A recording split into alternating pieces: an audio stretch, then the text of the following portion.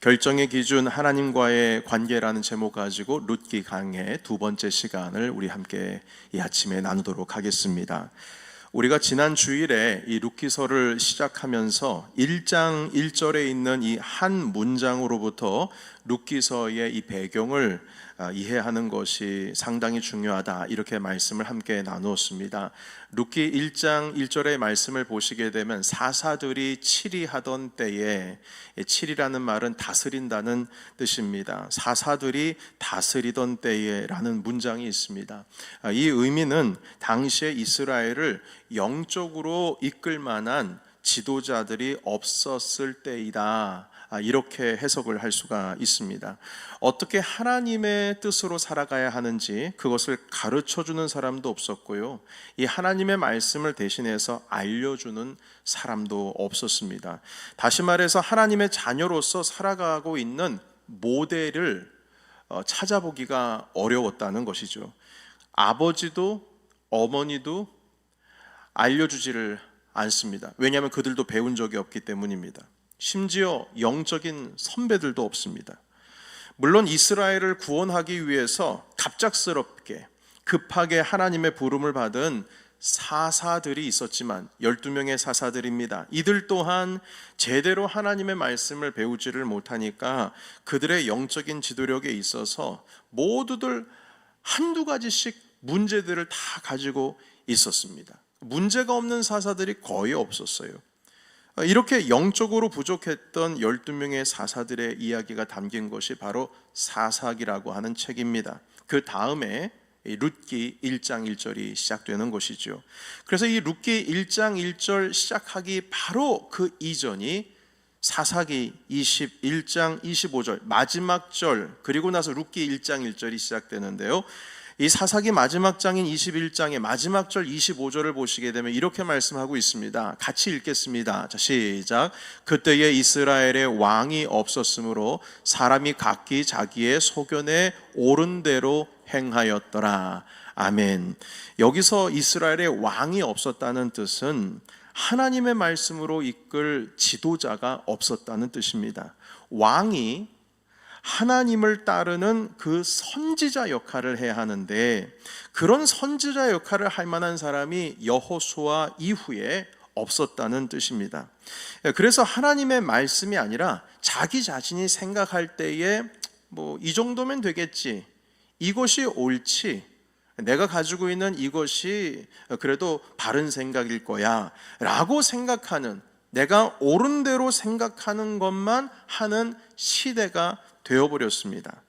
그래서 이런 배경에서 룻기 1장 1절이 시작된 것입니다. 자, 이제 그 이야기 속으로 조금 더 깊이 오늘 함께 들어가 보도록 하겠습니다. 유다 베들레헴에 흉년이 들었습니다. 베들레헴은 유다 지파의 땅이죠. 우리는 이 베들레헴이라고 하는 이 마을이 좀 친숙합니다. 왜냐하면 예수님께서 태어나신 마을이기 때문입니다. 그런데 이 베들레헴에 엘리멜렉이라고 하는 한 남자가 가족들과 함께 살고 있었는데요, 아내와 두 아들과 함께 살았습니다. 그런데 이 베들레헴, 바로 이 땅 가운데에 극심한 가뭄이 들었어요. 흉년이 사그라들지 않자 이 가뭄을 피하기 위해서 엘리멜렉은 가족들을 이끌고 그나마 조금 나은 모압 지방에 가서 살게 되었습니다. 도저히 베들레헴에서 살 수 없었기 때문입니다. 물론 베들레헴에 다른 많은 사람들도 있었지만 이 엘리멜렉 같은 경우에는 이 베들레헴에서 빨리 떠나는 것이 그래도 우리 가족들 살리는 일이다, 이렇게 판단을 내린 것 같습니다. 모압 지역으로 이사를 가서 정착한다는 것은 가족들을 살리기 위한 지혜로운 방법일 수 있죠. 현실적으로 그리고 합리적으로, 또한 엘리멜렉 아버지로서, 남편으로서 가족을 위한 결정이었습니다. 물론 이주를 한다는 것이 쉽지는 않은 일이지만 그럼에도 불구하고 그 어려운 결정을 내린 것입니다. 이것이 룻기 1장 1절의 말씀이죠. 우리 다 같이 한 번 더 읽어볼까요? 룻기 1장 1절입니다. 자, 시작. 사사들이 치리하던 때에 그 땅에 흉년이 드니라. 유다 베들레헴의 한 사람이 그의 아내와 두 아들을 데리고 모압 지방에 가서 거류하였는데. 아멘. 자, 그런데 여러분, 이 1장 1절에 문제가 발생을 하게 됩니다. 우리는 이 1장 1절을 아무렇지도 않게 너무나 자연스럽게 그냥 읽어 내려가고 있지만, 사실 하나님의 말씀을 전통적으로 그리고 배우면서 어릴 때부터 자라났던 유대인들은 이 룻기 1장 1절 이 한 절만 보고도 심상치 않은 문제가 지금 엘리멜렉 가정 가운데 일어났다는 것을 이제 알아차리게 됩니다. 모압이라는 지방에 가서 온 가족이 그곳에 옮겨가서 살았다라고 하는 그 사실 자체가 문제가 된 거예요. 왜냐하면 유대인들이라면 이렇게 이방 땅에 가서 마음 놓고 살 수가 없습니다. 모압 민족은 모세가 이스라엘 사람들을 이끌고 그 민족을 이끌고 가나안 땅에 들어오고자 할 때에 대놓고 방해를 했던 민족이 모압 민족입니다. 그래서 하나님께서는 그 모압 민족을 저주하셨어요. 저주받은 민족입니다. 그럼에도 불구하고 이 땅에 아무렇지도 않게, 그래도 조금 덜 가뭄이 들었다고 해서 그곳에 들어가서 산다는 것은 그 가정에 이미 이제 문제가 시작되었다는 뜻입니다. 문제가 시작이 된 거예요. 모압 땅에 가서 산다는 것은, 물론 모압 땅이 무슨 여기서 대한민국처럼 그 정도로 떨어져 있는 땅이 아닙니다. 며칠 좀 걸어가서 살아갈 수 있는 땅인데, 아무리 가깝다고 할지라도 일단 그 땅 가운데 들어가서 산다는 것은 베들레헴의 유다 지파라고 하는 신앙 공동체를 떠나서 살아갈 것이라는 뜻입니다. 당연히 신앙과 멀어질 수밖에 없죠. 신앙 공동체를 떠나갔으니까요. 하나님을 가까이 하기 어려운 환경으로 스스로 들어간다는 뜻입니다. 그곳에 가면 이방 문화 속에, 특별히 우상을 섬기는 문화 속에서 살아간다는 뜻입니다. 그곳으로 들어간다는 것은 하나님과 가까워지는 곳이 아니라 하나님과 멀어지는 곳으로 간다는 뜻이죠. 여러분, 심지어는 이 아버지 엘리멜렉의 이름은요, 그 이름의 뜻이 하나님은 나의 왕이시다, 이런 뜻이 그 안에 담겨 있습니다. 그런데 그의 이름 자체가 하나님은 나의 왕이라고 고백은 하고 있습니다만, 그의 삶은 전혀 하나님의 뜻과 반대인 곳인 지금 모압 땅으로 가족을 이끌고 들어가고 있는 겁니다. 이름과는 전 딴판에 다른 삶을 지금 살아가고 있는 것이죠. 결론적으로 말하자면 이 엘리멜렉의 가족들도 사사들이 다스리고 있었던 그때의 사사들의 시대의 그 영적인 시류를 따라서 자기 멋대로 살았다, 이런 뜻이 바로 룻기 1장 1절에서 보여주고 있는 겁니다. 우리는 물론 이 문장들 가운데서 그런 것을 눈치채지 못할 수는 있지만, 성경은 지금 이 엘리멜렉 가족이 모압 땅으로 이주했다라고 하는 그 사실을 아주 못마땅하게 서술하고 있는 겁니다. 그 서술 형태가 비꼬는 형태예요. 오늘날 우리가 이해할 수 있는 분위기로 말하자면, 사사시대에 제멋대로 사는 사람들이 좀 있었는데, 그런데 그 중에는 엘리멜렉과 그의 가족도 있었다, 이런 뜻이 되는 겁니다. 자, 그리고 2절에 보시게 되면 엘리멜렉의 아내 이름이 등장을 하는데, 그 아내 이름이 나오미입니다. 그런데 이 나오미라고 하는 이름의 뜻은 기쁨, 즐거움이란 뜻이 담겨 있습니다. 그러나 모압 땅에서 거류하는 그 10년 동안 나오미에게는 그 삶이 기쁨이 아니라 괴로움 그 자체가 되었습니다. 모압 땅에서 남편 엘레셀을 잃었습니다. 남편이 죽었어요. 그리고 나중에 10년 후에는 두 아들 말론과 기론도 죽었습니다. 이 살아남은 사람은 엘리멜렉의 아내 지금 나오미와 모압 땅에서 얻은 두 아들과 결혼한 며느리 오르바 룻뿐입니다. 다 잃었어요. 특별히 지금 이방 여인과 결혼을 하는 것은 율법서에서는 아주 강하게 금하고 있습니다. 모세가 이끌고 있었던 이스라엘이 가나안 땅에 가까이 왔을 때에 이 모압 여자들과 이스라엘 남자들과 눈이 맞아가지고 교제를 하게 되었어요. 그것으로 인해서 하나님께서 그 이스라엘 가운데 심판을 내리셨는데, 그 벌이 무엇이냐면 전염병이었습니다.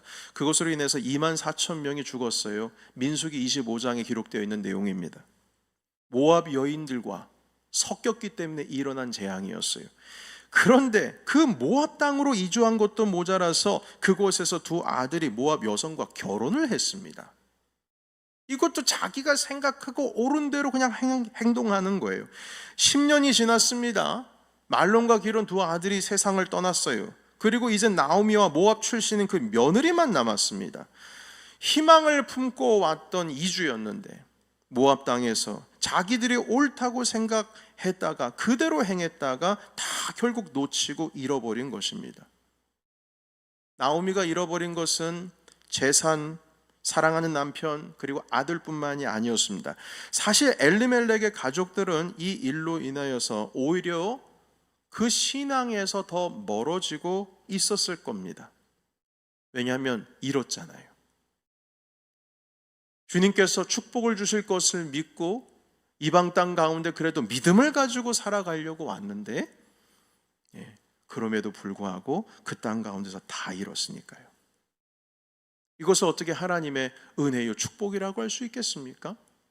주님과 오히려 더 멀어지고 있는 중이었을 겁니다.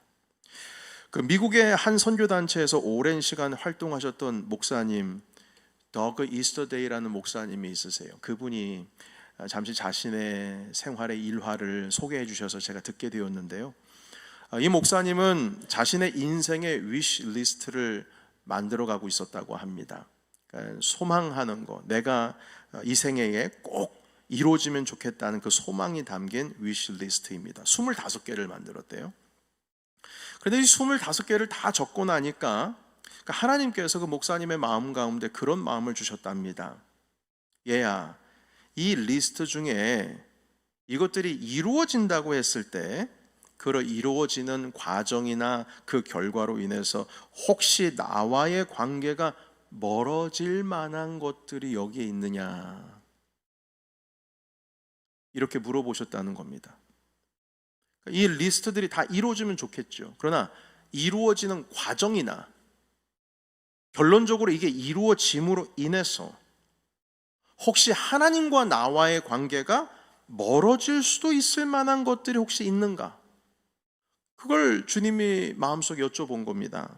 물어보신 겁니다. 목사님은 정신을 차리고 목록을 다시 한번 살펴봤어요. 주님께서 그런 마음을 주셨으니까요. 결국 하나님과 그 관계의 거리가 멀어질 수도 있을 것 같은 것들이 눈에 보이기 시작했던 거예요. 또 심지어는 하나님과의 관계가 멀어지는 것은 확실하진 않지만 가까워지기는 쉽지 않은 그런 것들도 눈에 보였다고 합니다. 뭔가 좀 수정을 할 필요가 생겼어요.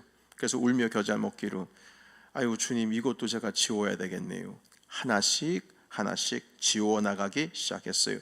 그래서 25개 중에 14개가 지워졌다고 합니다. 여러분, 우리는 무엇을 결정할 때에, 어떤 중요한 판단을 내려야 할 때에 무엇으로 그 기준을 여러분 삼고 있으십니까? 내게는 이걸 결정함으로 인해서 어떤 유익이 있을까? 내가 이 결정을 통해서 얻는 유익은 무엇일까? 내가 혹시 잃어버리는 것은 무엇일까? 어떤 것이 더 합리적일까? 어떤 결정이 내 삶 가운데 더 현실적일까? 여러분, 이런 기준으로 대부분 결정 내리지 않습니까? 근데 혹시 여러분들 중에 어떤 결정이 더 하나님과의 관계에 가까이 갈 수 있는 일일까? 이 결정으로 인해서 하나님과의 관계가 혹시 멀어지는 것이 아닐까? 이 기준으로 혹시 판단하고 결정을 내리신 적이 있으신가요? 우리는 하나님과의 관계를 해치는 우선순위는 반드시 바꿔야 합니다. 주님과의 관계를 해치는 일은 반드시 그 우선순위를 바꿔야 해요. 만약 그걸 알면서도 그대로 괜찮을 거야 라고 생각을 한다면, 그래서 안일하게 방치한다면 그건 꼭 도박과 같습니다. 그건 위험한 일입니다. 저는 20대 후반에 대학원 시절에 늦기 전에 휴학을 한 2년 정도 한 번쯤은 좀 하고 싶었어요. 2년 정도 휴학을 하고 해외에 나가서 견문도 좀 넓히고 목회를 위한 좀 다양한 경험들을 하고 돌아오고 싶었었습니다. 그때 당시에는 신학생이었죠. 군대 있을 때부터 계획을 하고 있었어요. 그래서 군대에 있을 때 제가 이제 해외에 그래도 2년 정도 나가서 좀 선교사님들도 함께 도와드리고 함께 할 수 있는 방법이 없을까 해서 어떤 선교단체의 대표가 되시는 분에게도 직접 전화를 걸기도 했고, 심지어는 그분과 그 크루들이 인천에 도착을 했을 때 거기를 찾아가서 어떻게 하면 함께 조인할 수 있는지 구체적인 방법들을 찾아가 보기도 하고, 그리고 신대원 입학하자마자 그 길을 2년 동안 휴학을 하고 좀 떠나야 되겠다, 이런 생각을 좀 진중하게 무게감 있게 계획을 잡고 있었습니다. 그러나 그 계획을요, 신학대학원 1년차 마치고 제 아내를 만나고 나서 포기를 할 수밖에 없었습니다. 왜냐하면 해외에서 보내는 그 2년의 시간이 지난 동안 지금 서로 교제하고 있는 아내와의 관계가 분명히 멀어질 것이라고 하는 걱정이 있었기 때문입니다. 물론 사랑은 변하지 않을 거야, 우리 서로의 사랑은 변하지 않을 거야, 이런 확신은 있었지만 저는 스스로 과신하지 않기로 했습니다. 그래서 마음속에 가지고 있었던 계획을 더 이상 진행을 하지를 않았지요. 계속 이 관계를, 교제하고 있는 이 관계를 소중하게 지켜나가고 싶었기 때문입니다. 분명히 해외에서 2년 동안 함께 선교사님들이나 아니면 다른 그룹들과 생활하는 것, 이런 경험은 분명히 나에게 큰 도전이고 도움이 되겠지만, 아내와의 그 관계를 생각을 했을 때에 더 이상 그 계획은 진행을 할 수가 없는 겁니다. 왜냐하면 저에게는 그 관계가 아주 중요하기 때문입니다. 그런데 이보다 더 중요한 관계가 우리의 삶 가운데 있습니다. 그것은 바로 하나님과 나와의 관계입니다. 그 하나님과 나와의 관계, 그 관계가 지금 내가 행하고 있는 일의 결정의 기준이 되어야 된다는 거예요. 우리는 하나님께서 진리를 우리에게 보여주셨는데 그 진리를 적용하는 방법, 그 방법에 대해서 이 사이에서 자주 오해를 합니다. 진리와 방법 사이에서 말입니다. 예를 들면 이렇습니다. 하나님께서는 늘 나와 함께 할 것이고 내가 어딜 가든지 주님께서는 나와 함께 하실 거야. 여러분, 이것은 진리고요, 그렇게 고백을 하는 것은 그 진리에 대한 우리 자신의 확신이고 믿음입니다. 주님께서 나와 함께 하신다는 믿음이죠. 그런데 이 진리, 주님께서는 늘 나와 함께 하실 거야, 이 진리가 옳고 맞다고 해서 이 진리를 적용하는 방법도 옳다고 말할 수는 없는 겁니다. 진리가 맞다고 해서 그 진리를 적용하는 방법이 옳지 않을 수도 있다는 거예요. 여러분, 엘리멜렉과 나오미는 분명히 이렇게 생각했을 거예요. 하나님은 우리와 함께 하실 거야. 우리가 어딜 가든지 주님께서 우리 가족과 함께 하실 거야. 어쩌면 이 모압이란 땅은 그나마 하나님께서 이 가뭄이라고 하는 어려움을 피할 수 있도록 만들어 놓으신 은혜의 자리가 분명히 그곳에서도 있을 수 있어. 하나님께서 함께 하신다면 어디라도 그곳은 축복의 자리가 되지 않겠어? 여러분, 이 말은 상당히 설득력이 있고 맞는 말이기도 합니다. 하나님께서 함께 하시면 그 자리가 힘든 곳이라 할지라도 분명히 축복의 자리가 될 수 있죠. 이건 진리죠. 주님께서 우리와 함께 하신다는 건 진리입니다. 그러나 여러분, 이 진리가 옳지만 그 진리를 실천하고 적용하는 방법도, 진리가 옳기 때문에 그 방법도 옳다고 말할 수는 없습니다. 엘리멜렉과 나오미가 그 모압 땅으로 가뭄을 피해서 간 것은 아무리 합리화시키려고 해도 그것은 잘못된 방법이었습니다. 모압 땅은 하나님과의 관계가 멀어지는 곳이고, 그곳으로 길을 떠난다는 것은 하나님과 더 가까워지기 위해서, 하나님과 함께하기 위해서 떠난 길이 아니라 현재의 어려움을 꼼수로 벗어나고자 했던 잘못된 지혜였던 것이죠. 엘리멜렉과 나오미는 베들레헴이라고 하는 그 신앙 공동체를 떠나면서도 자신들은 결코 하나님과 멀어지는 일은 없을 거야, 이렇게 생각했을 수도 있습니다. 그러나 성경은 그것은 잘못된 판단이었다라고 하는 것을 지금 이 룻기 1장 1절을 통해서 우리에게 보여주고 있는 거예요. 이건 아닌 거다. 심지어 거기 가서 모압 여자와 결혼을 했다? 이건 아니다. 우리들은 그 위시리스트에서 하나님과의 관계가 멀어질 수 있는 그 결과와 그 과정 속에서 멀어질 수도 있다는 그 가능성이 있는 것은, 여러분, 우리는 그 위시리스트에서 그건 바로 지워야 합니다. 제거해야 해요. 우선순위 가운데 있어서도 뒤로 빼야 합니다. 목사님, 아니에요. 저는 분명히 다를 거예요. 저는 그 모압 땅에 가서도 하나님 예배할 수 있고, 오히려 힘들수록 제가 하나님 더 붙들게 되면 하나님과의 관계가 오히려 그 척박한 땅에서 더 가까워지지 않을까요? 저는 그렇게 생각합니다. 네, 맞을 수 있죠. 그러나 그들의 삶은, 엘리멜렉의 삶은 적어도요, 모압 땅에서 하나님께서 긍정적으로 축복 주시는 삶이었다라고 고백하기는 어려웠을 겁니다. 나오미의 경우엔 더 그렇습니다. 왜냐하면 잃었잖아요. 남편이 옆에 없잖아요. 두 아들도 죽었지 않습니까? 만약 모압 땅에서 하나님을 만나고 이것이 축복의 땅이었다, 하나님께서 나와 함께 하시는 거였다라고 믿고 있었다면, 지금까지 10년이 지난 순간에도 믿고 있었다면 베들레헴으로 돌아올 이유는 없지 않습니까? 그런데 베들레헴으로 돌아왔어요.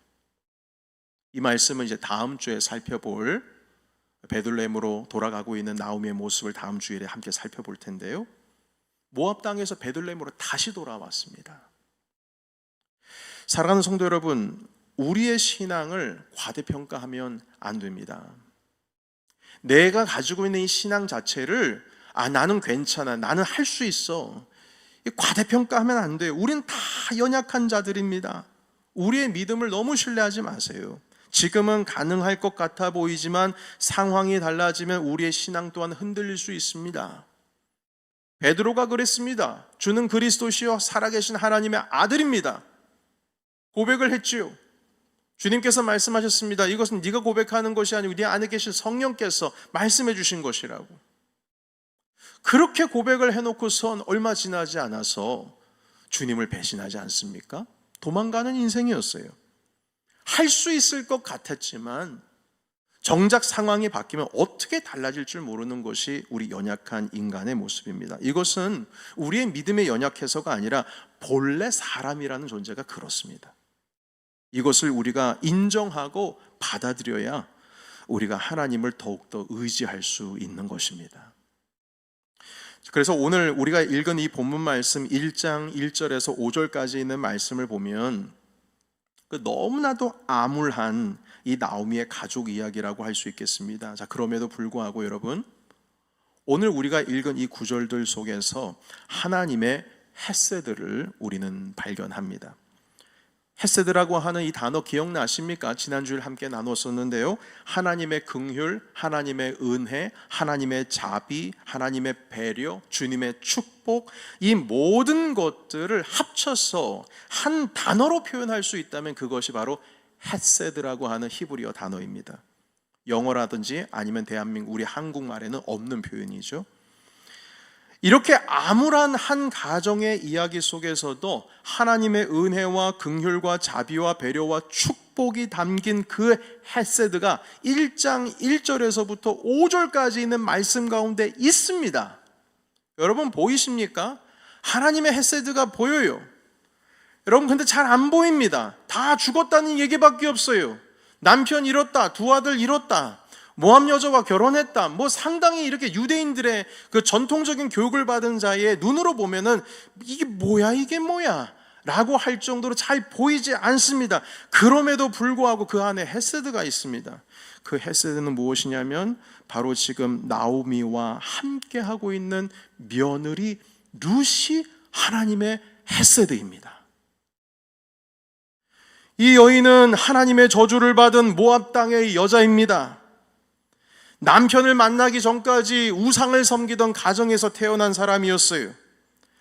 나오미에게 있어서는, 나오미 그 시어머니의 관점으로서는 뭐 그렇지 않을 수도 있지만, 우리는 한편으로는 나오미가 생각하기를, 어찌 보면 내 사랑하는 아들이 오히려 이 모압 여자를 만나서 혹시 죽게 된 것은 아닐까, 이 재수 없는 만남 아니었을까, 이런 생각을 할 수도 있는 그런 여인이었습니다. 부정적인 생각이 있을 수도 있겠죠.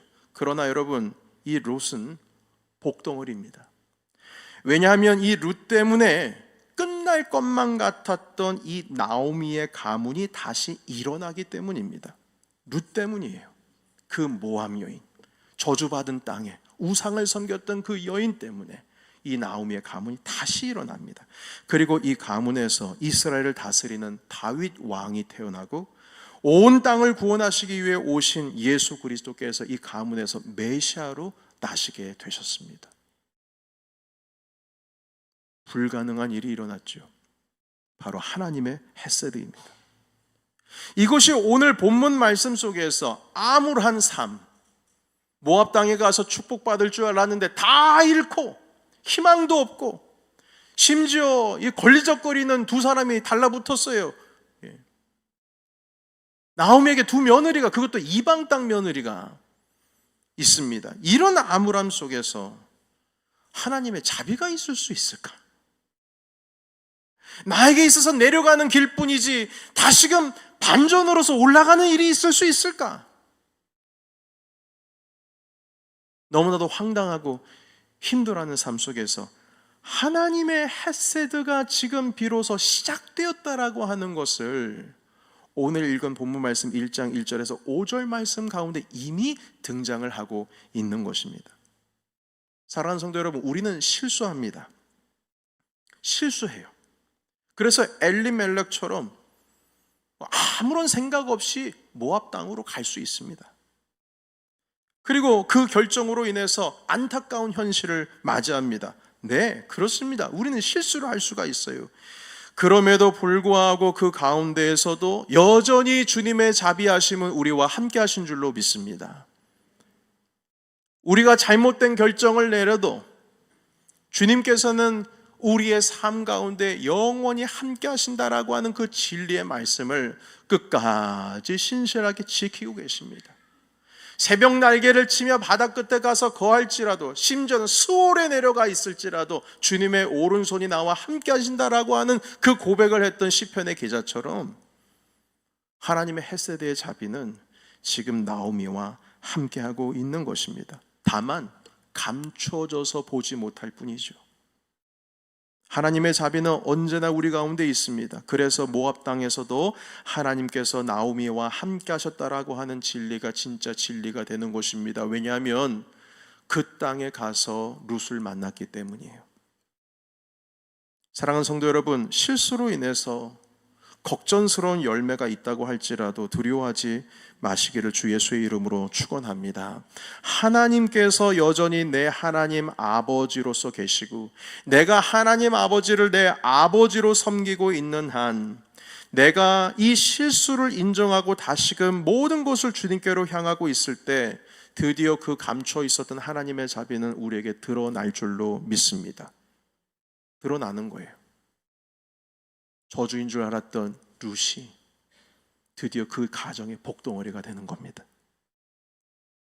룻이 시어머니 나오미를 따라서 베들레헴으로 떠나려고 합니다. 나오미가 이제 다음 주에 살펴볼 내용이지만, 따라오지 마라. 넌 네 민족으로 돌아가서 네 아버지와 어머니와 잘 살아라. 자녀가 없으니 새로 남편 만나서 잘 살아라. 보내줍니다. 그러나 룻이 말합니다. 어머니, 나를 보내지 마세요. 당신의 하나님이, 어머니의 하나님이 내 하나님이 될 것이고, 당신의 백성이 바로 내 민족이 될 겁니다. 그리고 어머니 나오미를 따라가지요. 그 고백을 하고 베들레헴으로 함께 돌아갑니다. 그 순간 하나님의 헤세드가 룻을 통해서 그 가정 가운데 드러나게 되는 것입니다. 사랑하는 성도 여러분, 우리의 삶 속에 하나님의 자비는 늘 감춰져 있습니다. 우리가 발견하지 못할 뿐이에요. 우리가 그것을 해석하지 못할 뿐입니다. 주님의 자비가 우리와 늘 함께하고 계세요. 그건 진리니까요. 그러나 그 진리를 잘못 적용을 했다고 해서 주님의 그 진리가 바뀌어지는 건 아닙니다. 여전히 그 모압 땅에서도 하나님의 자비는 있습니다. 주님께서 룻을 준비하고 계셨지요. 실수로 인해서 걱정하지 마시고 불안해하지 마시기를 바랍니다. 두려워하지 마세요. 하나님을 바라보는 순간, 믿음으로 주님을 붙드는 순간, 여러분과 여전히 함께 하셨던 그 숨겨졌던 하나님의 자비하심, 그 주님의 헤세드가 드디어 우리들 삶 가운데 드러나게 될 줄로 믿습니다. 하나님을 바라봅시다. 바라봅시다. 실수할 수 있어요. 잘못 결정 내릴 수 있어요. 그럼에도 불구하고 주님은 우리와 함께 하신 줄로 믿습니다. 사랑하는 성도 여러분, 말씀 정리하겠습니다. 우리도 이 시간 그 놀라우신 은혜의 자비의 하나님을 만나기를 축복합니다. 이 시간 이 자리 가운데에 우리를 향하신 감춰졌던 하나님의 긍휼과 자비가 우리 주님을 바라보시고 다시금 하나님을 내 아버지로 섬기며 턴하는 순간 우리 모두에게 우리 주 하나님의 헤세드가 일어나시기를 예수 그리스도의 이름으로 축원합니다.